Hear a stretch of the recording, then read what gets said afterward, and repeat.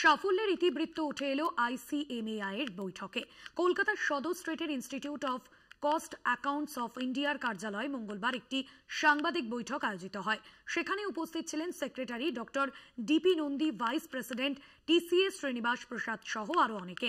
বৈঠকে এই সংগঠনের সাম্প্রতিক কর্মকাণ্ড তুলে ধরলেন তারা। গত 23 জুন ভারতের মাননীয় রাষ্ট্রপতি দ্রৌপদী মুর্মু ICMAI এ জাতীয় ছাত্র সমাবর্তন 2025-এ ভাষণ দিয়েছেন। সেখানে তিনি ভারতের অর্থনৈতিক অগ্রগতি এবং এক স্থিতিশীল ভবিষ্যতের দিকে হিসাব রক্ষকদের গুরুত্বপূর্ণ ভূমিকা তুলে ধরেন।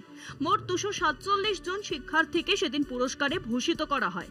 কলকাতার সদর স্ট্রিটে অবস্থিত institute of cost accountants of ইন্ডিয়ার কার্যালয়ে মঙ্গলবার একটি সাংবাদিক বৈঠক আয়োজিত হয়। অনুষ্ঠানে 1200 জনেরও বেশি শিক্ষার্থী, পেশাদার, কর্পোরেট ব্যক্তিত্ব এবং সরকারি কর্মকর্তারা উপস্থিত ছিলেন।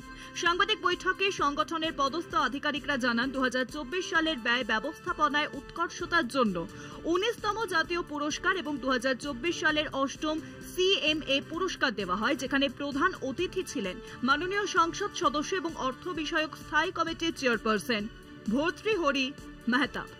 ক্যাম্পাস প্লেসমেন্ট ড্রাইভে এবার রেকর্ড সাফল্য এসেছে। বিভিন্ন ক্ষেত্র এবং শিল্পে এখনো পর্যন্ত মোট 520 জন প্রার্থীকে নিয়োগ করা হয়েছে। মেট্রো শহরগুলি ছাড়িয়ে পুনে, কোয়েম্বাটোর, বিজয়ওয়াড়া, বেঙ্গালুরু এবং আহমেদাবাদের মতো নতুন কেন্দ্রগুলিতে প্লেসমেন্ট পরিষেবা সম্প্রসারিত হচ্ছে। কলকাতা টিভি।